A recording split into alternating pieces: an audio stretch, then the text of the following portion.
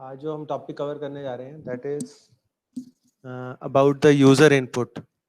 जैसे हम सी में और जावा में इनपुट लेते हैं यूजिंग सी में हम स्कैनएफ फंक्शन से लेते थे।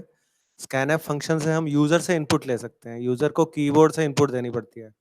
फॉर एग्जांपल हम एक नंबर एंटर करवाना चाहते हैं यूजर से, तो हम क्या लिखते थे? printf enter the number scanf percentage D ampersand I. ठीक है, मतलब हम यूजर से इनपुट करवाना चाहते हैं। ठीक है, तो पाइथन में भी हम यूजर से इनपुट ले सकते हैं। हम यूजर से पूछ सकते हैं कि आप इनपुट करो। इसके लिए जो मेथड यूज करते हैं हम that is known as input method. उसको हम कहते हैं इनपुट मेथड। एक एग्जांपल देख लेते हैं इसका। फॉर एग्जांपल ये हमने एक वेरिएबल ले लिया user name is equal to input. Input के अंदर हम क्या इनपुट कराना चाह रहे हैं? User name. प्रिंट कर दिया user name is plus. Plus क्यों किया है? ताकि हम इसको कंकैटिनेट कर सके। प्लस होता है स्ट्रिंग कंकैटिनेशन के लिए यूजर नेम। तो जब हम इसको रन करेंगे it would be like this, output would be like this. ठीक है बेटा।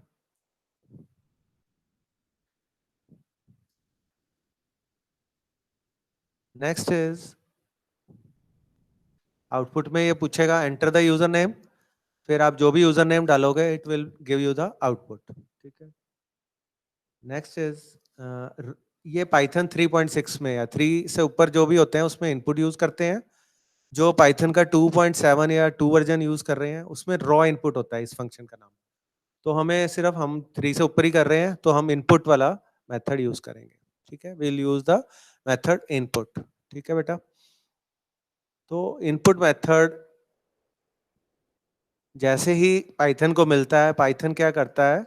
वो अपनी एग्जीक्यूशन स्टॉप कर देता है और कमांड प्रॉम्प्ट पे चला जाता है। वहां यूजर से वो इनपुट मांगता है कि आप मुझे इनपुट दो, कीबोर्ड से दो, माउस से दो, जैसे भी दो। ठीक है, तो इनपुट फंक्शन जैसे ही उसे मिलता है हम उसमें जो वैल्यू देते हैं स्क्रीन पे। मान लो उसने नाम पूछा, आपने नाम एंटर किया, उसके बाद जैसे ही आप एंटर की प्रेस करते हो तो जो भी आपकी आउटपुट है वो आ जाती है।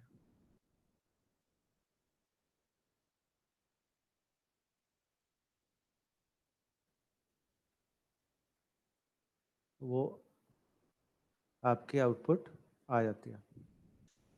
नेक्स्ट इज इसका एक एग्जांपल और दिखा देता हूँ मैं आपको। Name is equal to input what is your name.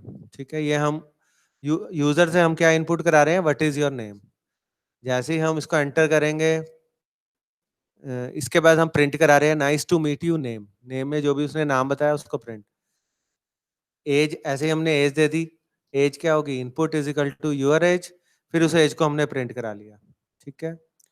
Now जब हम इसको सेव करेंगे, मान लो मैंने इसको सेव कर दिया input test dot p y के नाम से। जैसे ही मैं कमांड प्रॉम्प्ट पे जाके Python input test dot p y का नाम देता हूँ तो सबसे पहले क्या पूछेगा? What is your name. आपने नाम दे दिया फ्रैंक, आपने एंटर किया तो आउटपुट क्या आ जाएगी? Nice to meet you Frank. Nice to meet you name था, नेम की वैल्यू क्या आ गई? फ्रैंक। इसके बाद आपने इनपुट क्या दी? Your age. योर एज में जैसे ही आपने 30 डाला उसके बाद एंटर किया तो आउटपुट क्या आ जाएगी? So you are already dash years of name. 30 years old और नाम आ जाएगा फ्रैंक। दोनों चीजें आ जाएंगी, 30 ईयर्स ओल्ड फ्रैंक। तो जो इनपुट हम यूजर से करा रहे हैं वो आउटपुट में आ रही है। ऐसे ही एक और एग्जांपल देख लेते हैं। हमने name is equal to input what is your name, इसमें जैसे ही हमने एंटर किया नाम पूछ लिया उसने जॉन, फिर हमने एज इनपुट करा दी योर एज, एज आ गई 38, फिर हमने प्रिंट करा दिया एज को और टाइप ऑफ एज को। एज हमारी क्या है? 38, 38 एज आ गई। टाइप ऑफ एज क्या है? इंटीजर, क्योंकि 38 क्या है? इंटीजर। ऐसे ही हमने कलर्स का इनपुट करा लिया। ये सारे एग्जांपल आप अपने ब्राउजर अपनी जो ऐप मैंने बताई थी उस पर करके देखो बेटा, सारे एग्जांपल्स चलते हैं ये। या जिनके पास कंप्यूटर्स हैं वो अपना इसको आइडियली जो हमारा होता है पाइथन का उसमें जाके भी रन कर सकते हैं, या किसी के पास कोई और पाईचार्म है या कोई और है वो उस पर कर सकता है। आउटपुट सब में सेम ही आएगी। कलर्स मैंने इनपुट करा लिए, इनपुट योर फेवरेट कलर, तो जैसे ही आप एंटर प्रेस करोगे वो पूछेगा योर फेवरेट कलर, आपने रेड ग्रीन ब्लू इस तरह से दे दिए, तो जब उसको प्रिंट करेगा तो आपके आउटपुट क्या आ गई, रेड ग्रीन ब्लू। आपने एक लिस्ट की फॉर्म में या टप्पल की फॉर्म में इसको दे दिया। ठीक है बेटा, जब आप इसको करोगे print colours type of colours, ये आ जाएगा लिस्ट। लिस्ट है ना, ये बेसिकली एक लिस्ट की तरह हमने दिया है। ठीक है, यहाँ तक क्लियर हो गया बेटा आपको कैसे हमने इनपुट करानी है? किसी को कोई डाउट है तो यू कैन आस्क। हाँ जी बेटा, पता लग गया सर कैसे पाइथन हाँ जी। सर पाइथन में टेबल बना सकते हैं, जैसे रो और कॉलम जैसे अभी इनपुट करवा रहे हैं। टेबल एज सच नहीं बना सकते बेटा, हम इसकी ना फॉर्मेटिंग कर सकते हैं टेबल की तरह। जो हमने स्ट्रिंग फॉर्मेट फंक्शन पढ़े थे ना उस दिन, स्ट्रिंग फॉर्मेट हाँ जी फंक्शन सर। में आप उसको टेबल की तरह बना सकते हो कि आपने पहले हेडिंग दे दी, हेडिंग के लिए जैसे हमने टाइटल यूज कर लिया, टाइटल स्ट्रिंग बना दी उसको, फिर उसमें उतनी स्पेसिस दे दी। टेबल का एज सच कोई फंक्शन नहीं होता पाइथन में, एचटीएमएल में होता है बेटा वो। ठीक है बेटा, और किसी को कोई बेटा क्वेश्चन हो? Any any other student? हाँ जी बेटा, सबको समझ में आ गया? हाँ जी बेटा,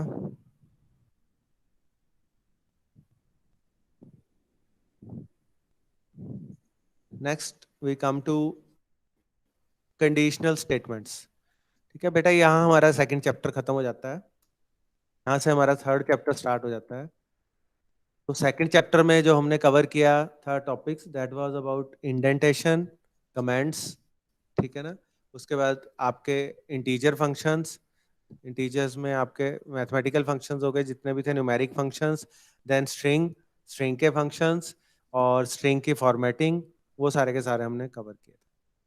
और इसके बाद लास्ट टॉपिक जो है that is how we can take input function, how we can take input from the user. तो ये सारे टॉपिक्स हमारे आते हैं, that comes under your second chapter. Third chapter में हमारा शुरू होता है कंडीशनल स्टेटमेंट्स। कंडीशनल स्टेटमेंट भी हम कर चुके हैं, जावा में भी कर चुके हैं, हम सी में भी कर चुके हैं। कंडीशनल स्टेटमेंट्स होती है जो एक कंडीशन के ट्रू होने पे कुछ स्टेटमेंट चलती है, या उसके फॉल्स होने पे कुछ और स्टेटमेंट्स चलती है। ठीक है, तो पाइथन जो है आपका वो भी लॉजिकल कंडीशन सारी सपोर्ट करता है। लॉजिकल ऑपरेटर्स जो होते हैं आपके वो हम आगे वैसे पढ़ेंगे, बट आपको पता है ये सारे इक्वल टू का मतलब होता है इक्वल्स, ए की वैल्यू बी के इक्वल है। अगर हमने ये चेक करना है तो हम क्या करते हैं, equal to equal to. Not equal to के लिए हम एक्सक्लेमेशन मार्क और इक्वल टू यूज करते हैं। लेस देन वही होता है लेस देन, लेस देन और इक्वल टू के लिए लेस और इक्वल, ग्रेटर के लिए greater, greater than equal to के लिए ग्रेटर और इक्वल टू। इनको हम इफ स्टेटमेंट्स, इफ स्टेटमेंट्स के साथ यूज करते हैं, लूप्स में यूज करते हैं। अब इफ स्टेटमेंट लिखने का तरीका वही है जैसे हम सी में लिखते थे, बट थोड़ा सा फर्क क्या है, सी में हमें कर्ली ब्रैकेट्स देने पड़ते हैं इफ के बाद, इसमें हमें कर्ली ब्रैकेट्स देने की जरूरत नहीं होती। इसमें हम सीधा सीधा अपनी स्टेटमेंट लिख सकते हैं। फॉर एग्जाम्पल इफ, यहाँ पे जो भी आप स्टेटमेंट देना चाहते हो, ठीक है। फॉर एग्जाम्पल ये वाला देखिए आप, a इज इक्वल टू 33 ले लिया, b इज इक्वल टू 200 ले लिया, if b is greater than a। अब ये कॉलन का क्या मतलब है बेटा? कॉलन का मतलब है कि ये इफ स्टेटमेंट का ब्लॉक यहाँ से स्टार्ट हो गया। दिस इज, ये आपने जरूर लगाना है, कॉलन आपने जरूर लगाना है, ये इसका सिंटेक्स है। इफ जो भी कंडीशन है उसके बाद कॉलन, ठीक है। और इंडेंटेशन का आपने इसमें खास ध्यान रखना है, जैसे मैंने पहले भी बताया था इंडेंटेशन सेकंड चैप्टर में। इंडेंटेशन का मतलब है कि हमें उसको, ब्लॉक को एक ही लाइन में रखना है। अब मैं इसके बाद भी मान लो कोई स्टेटमेंट लिखता हूँ यहाँ पे प्रिंट की, तो मुझे इसी प्रिंट के नीचे लिखना पड़ेगा। अगर मैं उसको कहीं और लिखूंगा, अगर मैं मान लो इसको आगे लिख देता हूँ इधर, तो it would be a error. तो it should be indented to the print जो हमने इस ब्लॉक में लिया है। ठीक है बेटा, तो इस तरह से हमने अब चेक किया if b is greater than a, b की वैल्यू कितनी है 200, a की कितनी है 33, तो b हमारा 33 से बड़ा है 200, तो ये प्रिंट क्या कर देगा, B is greater than A. This is the output of the program. ठीक है, तो इस एग्जांपल में हमने दो वेरिएबल लिए, उसके बाद हमने कंडीशन चेक की और उसको आउटपुट कर दिया। यही मैं बात कर रहा था इंडेंटेशन की। Python heavily relies on indentation. Indentation का मतलब होता है जो स्पेस हम बिगिनिंग में देते हैं, कम से कम आपको एक स्पेस तो देनी ही चाहिए जब भी कोई ब्लॉक आप स्पेसिफाई करते हो। जैसे सी में हम कर्ली ब्रैकेट्स देते थे, इसमें हम स्पेस देते हैं। अगर हम इफ स्टेटमेंट को बिना इंडेंटेशन के लिखेंगे तो एरर आ जाएगा। For example a is equal to 33, b is equal to, वही सेम एग्जांपल है, if b greater than a। अब मैंने देखो प्रिंट को इफ के नीचे लिख दिया। अब पाइथन को नहीं पता लगेगा कि ये इफ स्टेटमेंट का पार्ट है। अगर हमें बताना है कि ये इफ स्टेटमेंट का पार्ट है तो हमें इसके कम से कम एक स्पेस देनी पड़ेगी। मैंने इसको एक स्पेस दे दी, तो ये देखिए अब ये ठीक है। बट अगर ये ऐसे है, इसका मतलब एरर आ जाएगा, इंडेंटेशन एरर आपका आ जाएगा। ठीक है बेटा, क्लियर हो गया ये? तो जब भी हमने कंडीशनल स्टेटमेंट्स का इस्तेमाल करना है तो इंडेंटेशन का खास ध्यान रखना है और सिंटेक्स का ध्यान रखना है। इफ कंडीशन कॉलन, उसके बाद अगर आपने उसको इंडेंट नहीं किया, उसको स्पेस नहीं दी, इंडेंट वर्ड का घबराने की जरूरत नहीं। इंडेंट का मतलब होता है स्पेसिंग। ठीक है, अगर हमने उसको स्पेस नहीं दी, इसका मतलब देयर इज सम एरर। ठीक है, जैसे हमारा सी में एल्स इफ होता है, इसमें हमारा ई एल इफ होता है। ई एल इफ का मतलब होता है एल्स इफ। ठीक है बेटा, एल्स इफ कीवर्ड का मतलब है अगर पहले वाली जो हमारी कंडीशन है वो ट्रू नहीं है, तब हमारा किस में आएगा, वो एल्स इफ में। फॉर एग्जाम्पल A33 ले लिया, B भी 33 ले लिया, फिर हमने चेक किया if B is greater than A। अब B ग्रेटर देन A नहीं है तो इस कंडीशन, ये वाली हमारी कंडीशन क्या होगी, फॉल्स। तो ये कहाँ पे आ जाएगा, एल्स इफ में। एल्स इफ में जाके इसने चेक किया A is equal to B। A equal to B है, बिल्कुल है, 33 इज इक्वल टू 33। तो ये क्या प्रिंट कर देगा, A and B are equal. Clear? तो एल्स इफ कीवर्ड या एलिफ कीवर्ड जो हमारा पाइथन में यूज होता है, वो इसलिए होता है अगर हमारी प्रीवियस कंडीशन फॉल्स हो जाए तो वो एल्स इफ पे आ जाता है। ठीक है, तो वही इसमें वही समझाया हुआ है in this example, a is equal to b but the first condition is not true, but else if condition is true, so we print this. Just like C, Java else भी होता है इसमें। एल्स कीवर्ड का मतलब है जो statement हमारी if में, इफ वाली अगर स्टेटमेंट फॉल्स हो जाती है तो वो कहाँ जाएगा, एल्स में। ठीक है, अब इसमें देखिए इफ वाली कंडीशन हमारी क्या है, if B is greater than A. B हमारा 33 है, ए हमारा 200 है।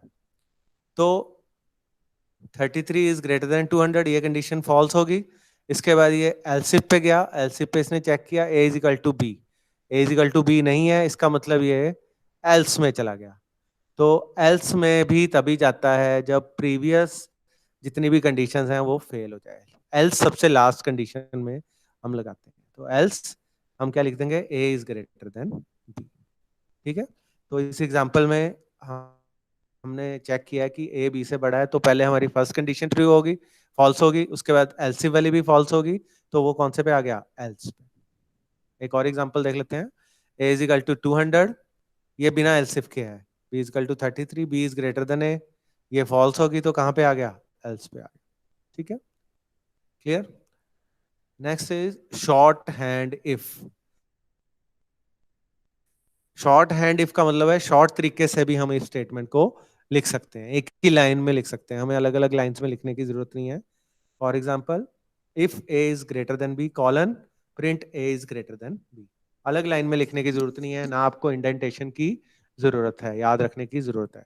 एक ही लाइन में आप पूरे की पूरी स्टेटमेंट को लिख सकते हो। जब हम इसको रन करेंगे आउटपुट वही आएगी। Next is short hand if else.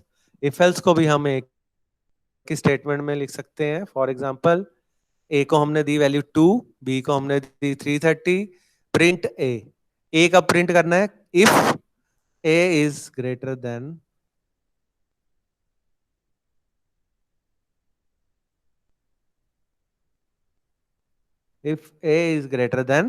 B, else print B. A का प्रिंट करेगा जब स्मॉल ए जो है हमारा बी से बड़ा होएगा, एल्स बी प्रिंट करेगा। अब इसमें ए की वैल्यू क्या है, 2, बी की 330। चेक करेगा 2 इज ग्रेटर देन 330, नहीं, तो ये कौन सी स्टेटमेंट रन करेगा, एल्स वाली, तो आउटपुट क्या आ जाएगी, बी। ठीक है, तो हम एक ही लाइन में भी इसको लिख सकते हैं। इस टेक्निक को हम कहते हैं टर्नरी ऑपरेटर और कंडीशनल एक्सप्रेशन। टर्नरी का मतलब होता है, एक होता है बाइनरी ऑपरेटर। बाइनरी ऑपरेटर होता है जिसमें दो ऑपरेंड्स होते हैं, जैसे A greater than B. Greater than आपका ऑपरेटर हो गया, ए आपके ऑपरेंड्स हो गए, बी भी आपका ऑपरेंड हो गया, तो इसको हम बोलते हैं बाइनरी। टर्नरी का मतलब होता है जिसमें तीन ऑपरेंड्स हों। अब इस स्टेटमेंट में आप देख सकते हैं प्रिंट वाली में तीन ऑपरेंड्स होंगे। ए प्रिंट कब करेगा, जब A is greater than B है, एल्स क्या प्रिंट करेगा, बी। ए प्रिंट बी और कंडीशन, तीन चीजें होगी, इसलिए हम इसको बोलते हैं ternary operator, more than two. Condition भी हम लगा सकते हैं, जरूरी नहीं हम दो ही कंडीशन लगाएं। ये तीन कंडीशन के साथ है। प्रिंट ए कब करेगा, if A is greater than B, else print equal to, if A is equal to B, else print B. अब हमारी ए और बी की वैल्यू क्या है, 330। सबसे पहले चेक किया 330 इज ग्रेटर देन 330, नहीं, तो ये कहां पे आ गया, एल्स में। एल्स में आके इसने प्रिंट कर दिया इक्वल टू, नहीं, एल्स में इसने आके प्रिंट, क्यों, क्योंकि ए और B that is equal,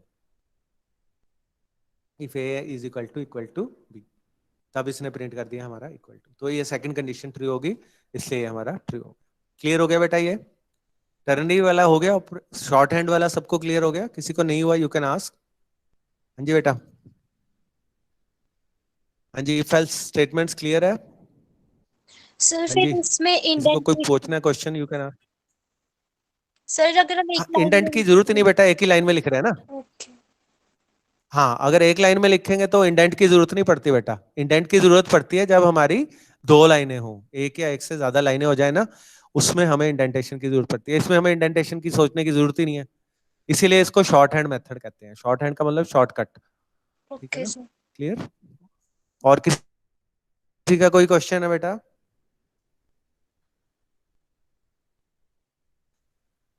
next we come to and keyword.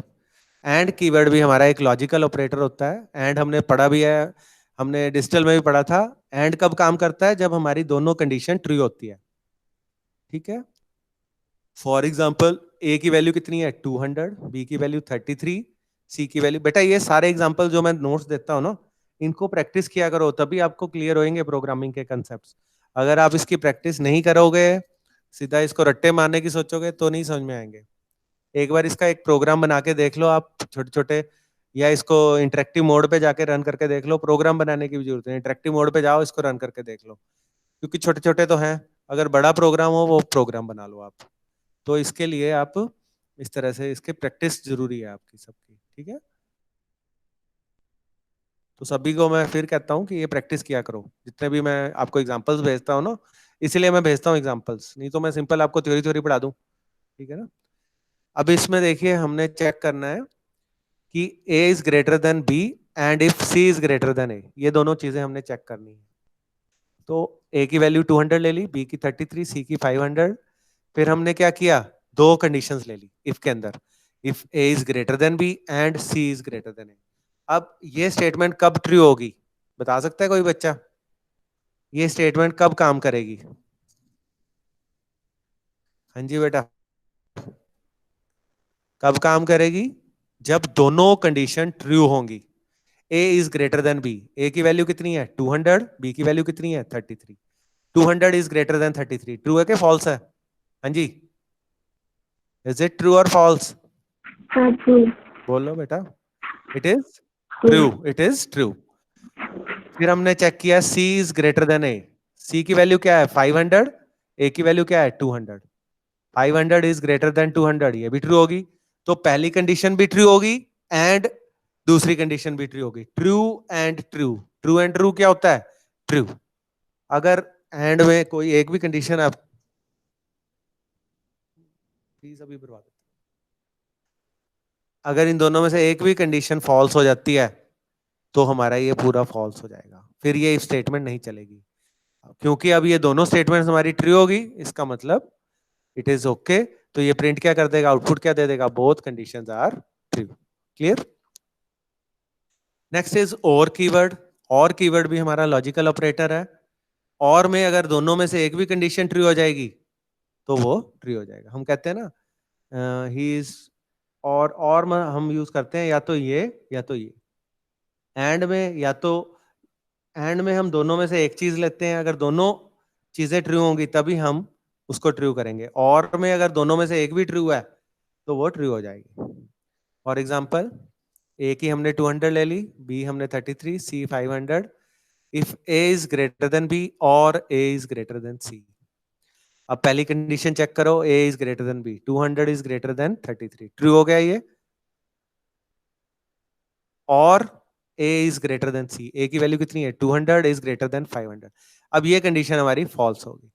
But ये हमारा बीच में है कौन सा सिंटेक्स, और में अगर दोनों में से एक भी कंडीशन ट्रू हो जाए तो वो इफ वाली स्टेटमेंट को प्रिंट कर देता है। इफ वाली स्टेटमेंट इसने प्रिंट कर दी, at least one of the condition is true.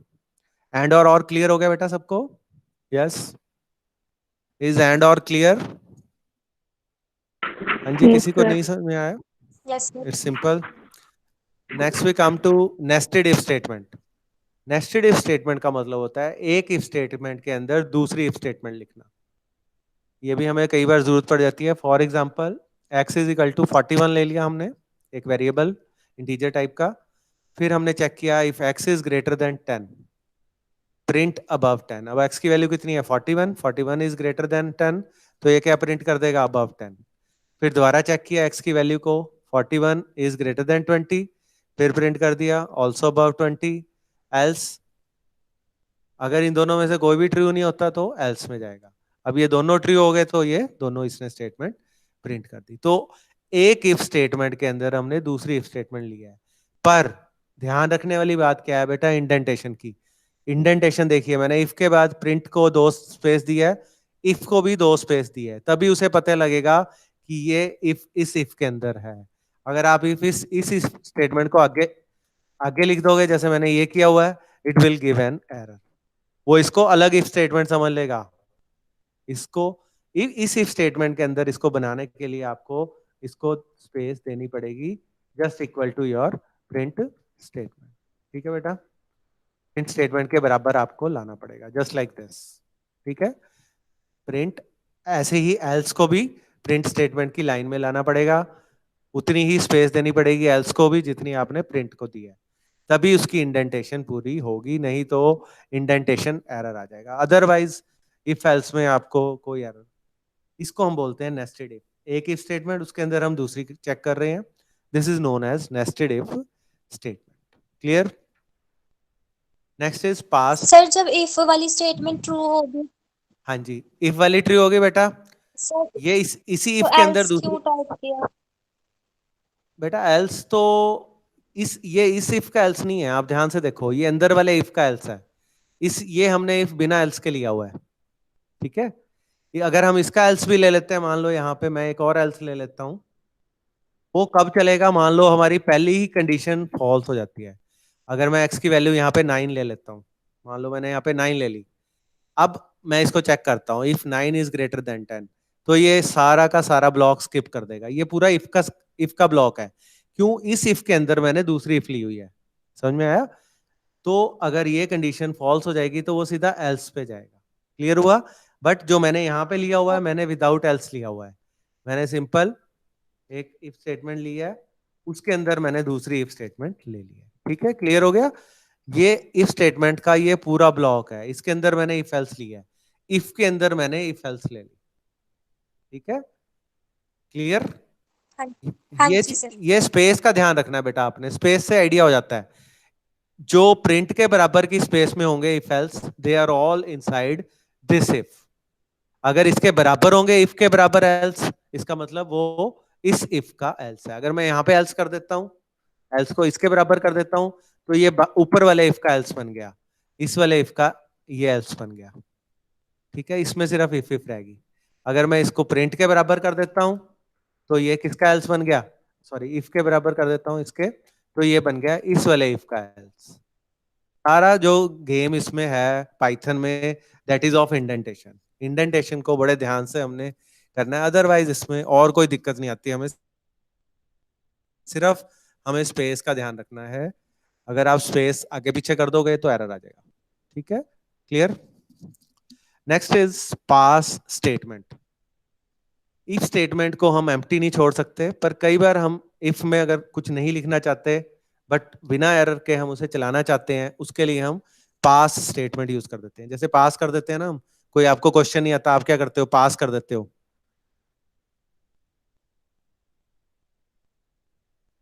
आपको कोई क्वेश्चन नहीं आता तो आप क्या करते हो? उसको पास कर देते हो। उसी तरह से इफ स्टेटमेंट को भी अगर कुछ नहीं लिखना तो वो पास कर देती है। For example, A is equal to 33, B is equal to 200, if B is greater than A. पर मैंने इसके अंदर कुछ नहीं लिखा प्रिंट वगैरह, मैंने इसको सिंपल पास करा दिया। पास का कराने का मतलब क्या है? ठीक है, अगर मैं इसमें पास भी नहीं लिखता, मान लो मैंने यहाँ पे कुछ भी नहीं लिखा, तो ये एरर आ जाएगा क्योंकि हमने कुछ नहीं लिखा।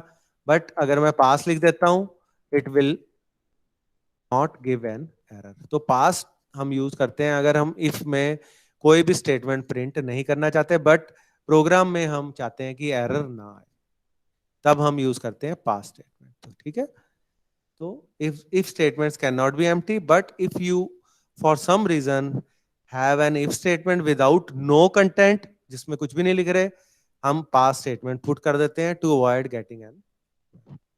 बेटा क्लियर हो गया? If else if, is it clear to all of you? इसमें किसी को डाउट है? कंडीशनल स्टेटमेंट में if else if, nested if, and और पास स्टेटमेंट, इसमें किसी को डाउट है? पूछ सकते हो। फिर हम नेक्स्ट स्टेटमेंट में चल रहे हैं, दैट इज व्हाइल। हाँ जी, एनी टाइप ऑफ डाउट पूछ सकते हो। कुछ नहीं समझ में आया पूछ लो बेटा, मैंने आपको चीजें समझ में नहीं सर आती मैंने पूछ लिया मल्टी काउंट किया करो कुछ। व्हाट्सएप पे।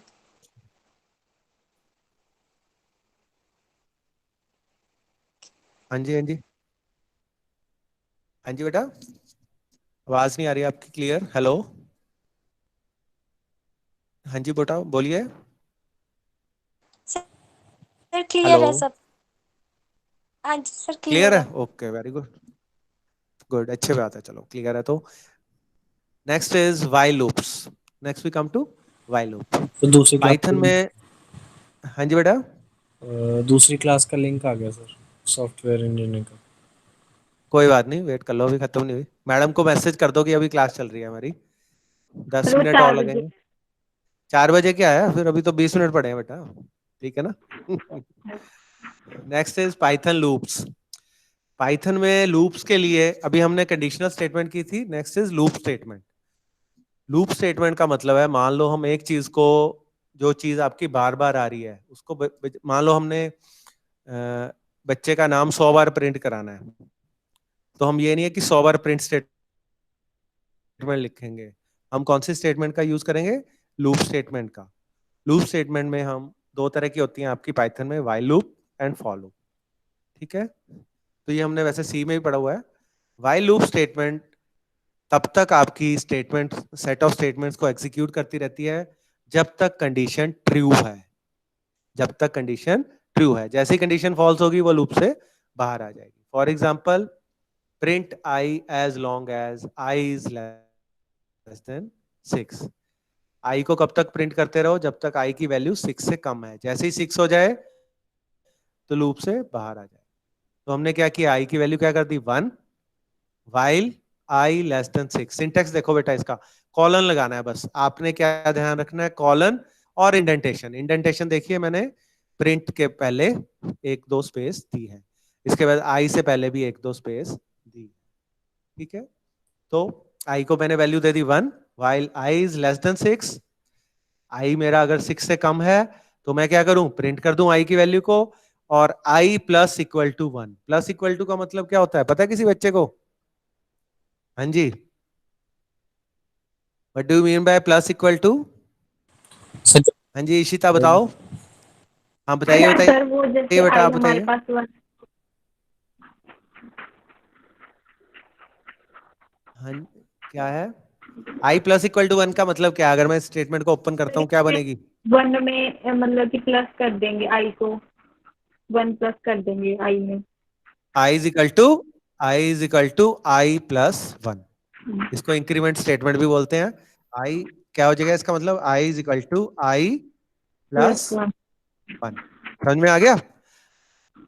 i प्लस इक्वल टू 1 का मतलब होता है i is equal to i plus 1। इसको इंक्रीमेंट स्टेटमेंट भी बोल देते हैं, इंक्रीमेंट ऑपरेटर भी कह देते हैं। ठीक है बेटा? तो आप देख सकते हैं, अब हम शुरू से चलते हैं इस प्रोग्राम में। i की वैल्यू क्या थी? 1। ठीक है, इस प्रोग्राम को कैसे एग्जीक्यूट करेगा पाइथन? i की वैल्यू इनिशियली क्या है? 1। 1 is less than 6। 1 is less than 1 is less than 6। True है। स्टेटमेंट क्या है हमारी? कंडीशन क्या है? ट्रू। प्रिंट 1। हमने क्या प्रिंट कर दिया? 1। फिर i की वैल्यू हमने क्या कर दी? i is equal to i plus 1। i की वैल्यू क्या थी? 1। 1 प्लस 1 कितनी होगी? 2। अब i की वैल्यू कितनी होगी बेटा यहाँ पे? 2। फिर ये दोबारा कहां जाएगा? वाइल स्टेटमेंट पे। वाइल स्टेटमेंट पे जाके अब वैल्यू i की क्या होगी? 2। 2 लेस देन 6। ट्रू है, तो इसने प्रिंट कर दी 2 वैल्यू। ठीक है, इसके बाद i की वैल्यू फिर प्लस कर दी। i is equal to 2 plus 1 कितनी होगी? 3। फिर दोबारा से वाइल स्टेटमेंट पे जाएगा। 3 लेस देन 6। ट्रू है, फिर इसने प्रिंट कर दिया 3। ठीक है, इसके बाद फिर i को इंक्रीमेंट कर दिया। i की वैल्यू क्या होगी? 4। फिर दोबारा से ऊपर जाएगा। 4 लेस देन 6। ट्रू। 4 प्रिंट कर दिया। i की वैल्यू को इंक्रीमेंट कर दिया, कितनी होगी? 5। 5 लेस देन 6। ट्रू। फिर प्रिंट कर दिया 5। फिर अब i की वैल्यू लास्ट में क्या होगी? i is equal to 5 plus 1 6 होगी। अब ये वाइल पे जाएगा। 6 इज लेस देन 6। ये फॉल्स हो गया तो ये लूप से बाहर आ जाएगा। तो आउटपुट क्या आ गई? 1 2 3 4 5। बस इसमें नोट करने वाली बात क्या है कि हमने i को इंक्रीमेंट करना है। अगर आपने ये वाली स्टेटमेंट नहीं लिखी तो ये इनफाइनाइट लूप में फंस जाएगा। क्यों? क्योंकि कभी भी हमारा जो है i वो फॉल्स नहीं होगा। इसलिए इसमें आपको 3 चीजें देनी जरूरी हैं। सबसे पहले इनिशियल कंडीशन। इनिशियल वैल्यू आप कहां से देते हो? i is equal to 1। उसके बाद conditional statement i less than 6। फिर इंक्रीमेंट या डिक्रीमेंट स्टेटमेंट जो लास्ट में आएगी, i is equal to i plus 1। ठीक है, इसको हम बोलते हैं वाइल स्टेटमेंट। इसको हम बोलते हैं वाइल स्टेटमेंट। क्लियर हो गया बेटा? Is this clear? Yes, sir. Next we come to while loop requires relevant variables to be ready. In this example we define a indexing variable कह लो या starting variable कह लो, जो मैंने बताया था, जिसको हमने 1 कर दिया। Next is break statement. Break statement में हम लूप को कहीं पे भी स्टॉप कर सकते हैं, चाहे उसकी कंडीशन वाइल कंडीशन ट्रू भी हो। फॉर एग्जाम्पल i की वैल्यू 1 है, while i is less than 6 print i, if i is equal to 3 break। अब मैं इसमें क्या करने जा रहा हूं? ब्रेक जैसे हम काम से ब्रेक ले लेते हैं वैसे ही हम लूप से भी ब्रेक ले सकते हैं। ब्रेक का मतलब है स्किप कर देना, लूप को स्किप कर देना। तो आप देख सकते हो जब हम इस स्टेटमेंट को रन करेंगे, सबसे पहले i की वैल्यू क्या होगी? 1। 1 लेस देन 6 ट्रू हो गया, तो प्रिंट हमने क्या किया? 1। 1 प्रिंट हो गया। इफ इसके बाद हमने चेक किया if i is equal to 3, i की वैल्यू 1 है, 1 इक्वल टू 3 ट्रू नहीं है, तो ये स्टेटमेंट नहीं चलेगी। i को इंक्रीमेंट कर दिया, i की वैल्यू क्या होगी? 2। 2 इज लेस देन 6, 2 प्रिंट कर दिया। फिर चेक किया 2 इक्वल टू 3, नहीं फॉल्स है। फिर i की वैल्यू होगी 3। 3 इज लेस देन 6, 3 को प्रिंट कर दिया। फिर चेक किया इफ 3 इक्वल टू 3, अब 3 हमारा 3 के इक्वल हो गया, ये ट्रू होगी, तो इसने क्या कर दिया? ब्रेक। ब्रेक का मतलब है इस लूप से ये बाहर ले आएगा। तो अगर हमें लूप से बाहर आना हो बीच में ही, तो हम ब्रेक स्टेटमेंट का इस्तेमाल करते हैं। ठीक है, नेक्स्ट इज कंटिन्यू स्टेटमेंट। ये भी हमने पढ़ी हुई है सी में और जावा में, वही सेम कंसेप्ट है। कंटिन्यू स्टेटमेंट में हम करंट को स्टॉप कर सकते हैं, इटरेशन को स्किप कर सकते हैं या स्टॉप कर सकते हैं, और उससे अगली इटरेशन से कंटिन्यू कर सकते हैं। Let us look at the example, उससे क्लियर हो जाएगा आपको। i की वैल्यू 0 ले ली मैंने initially, while i is less than 6, i is equal to i plus 1, if i is equal to 3, continue print i। अब ध्यान से देखिए, सबसे पहले मैंने 0 की, 0 लेस देन 6, ठीक है, 0 लेस देन 6 था, i को मैंने इंक्रीमेंट कर दिया, i is equal to i plus 1, i की वैल्यू कितनी होगी? 1। 1 चेक किया 3 के इक्वल है, ये फॉल्स होगी तो हमने क्या प्रिंट कर दिया आई हमारा क्या था 1 प्रिंट हो गया सबसे पहले। इसके बाद मैं ऊपर गया दोबारा से 1 लेस देन 6 चेक किया, ट्रू है, आई की वैल्यू क्या होगी 2 इक्वल टू 3, फिर फॉल्स हो गया ये, फिर प्रिंट पे आ जाएगा, वैल्यू क्या प्रिंट कर दी 2, फिर दोबारा गया ऊपर 2 लेस देन 6, आई की वैल्यू क्या होगी 3, आई इज इक्वल टू 3 है, 3 इज इक्वल टू 3, अब ये ट्रू हो गया तो ये क्या कर दिया कंटिन्यू का मतलब ये 3 वाली इटरेशन को छोड़ के सीधा ऊपर चला जाएगा, ऊपर चला गया 3 लेस देन 6, आई की वैल्यू कितनी होगी 4 इक्वल टू 3, फॉल्स हो गया, फिर इसने प्रिंट कर दिया 4, तो 1 2 4 3 वाली इटरेशन को इसने स्किप कर दिया। तो अगर हम करंट इटरेशन को किसी स्टॉप करना चाहते हैं या उसको स्किप करना चाहते हैं तो हम यूज करते हैं कंटिन्यू स्टेटमेंट। क्लियर बेटा, continue. Next is else statement. Else statement भी हम यूज कर सकते हैं व्हाइल के साथ। ये फैसिलिटी हमारी सी और जावा में नहीं होती, but we have a facility of else statement in your Python. Else statement में हम वो ब्लॉक रन कर सकते हैं जैसे व्हाइल में जो जब हमारी कंडीशन फॉल्स हो जाएगी तो वो एल्स में आ जाएगा, ठीक है ना।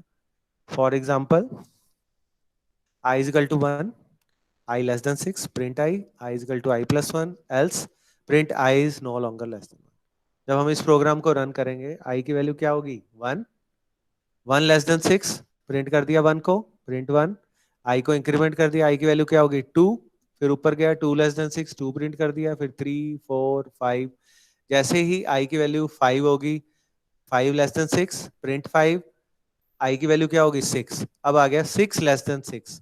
अब ये कंडीशन जैसे ही फॉल्स होगी, जैसे आई की वैल्यू 6 होगी तो ये कहां पे आ जाएगा एल्स ब्लॉक में, यहाँ पे आके क्या प्रिंट कर दिया I is no longer less than 6, that's all. ठीक है बेटा, तो एल्स स्टेटमेंट हमारी तब चलती है जब हमारा व्हाइल ब्लॉक वाली कंडीशन फॉल्स हो जाए। जब तक वो ट्रू होती रहेगी व्हाइल वाली चलती रहेगी, जैसे ही वो फॉल्स होगी तो एल्स में आ जाएगा। ये फैसिलिटी हमारी सिर्फ पाइथन में होती है, ये सी और जावा में नहीं होती।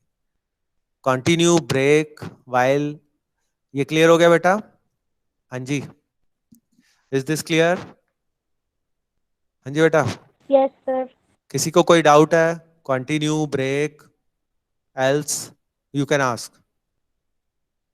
हाँ जी बेटा, नो डाउट्स? बड़े इंटेलिजेंट हो गए छुट्टियों में, है? चलो ठीक है बेटा। सर अब 3 to 5 लगेगी क्लास? हाँ 3 to 5, पहले 2 to 4 थी। 3 to नहीं 2 to 5 ही लगेगी बेटा, आज वो ले नहीं सके मैडम 2 बजे तो इसलिए अब ले रहे हैं। ठीक है, ओके ठीक है, कोई बात नहीं। ठीक है बेटा, और कोई आप, मैं ये नोट्स आपको भेज दूंगा, जस्ट गो थ्रू इट। ठीक है, और सेकंड चैप्टर को भी आप अच्छी तरह पढ़ लो, इसमें किसी को कोई डाउट हो यू कैन आस्क। ठीक है, ठीक है बेटा, thank you for today's class, thank you. Thank you sir.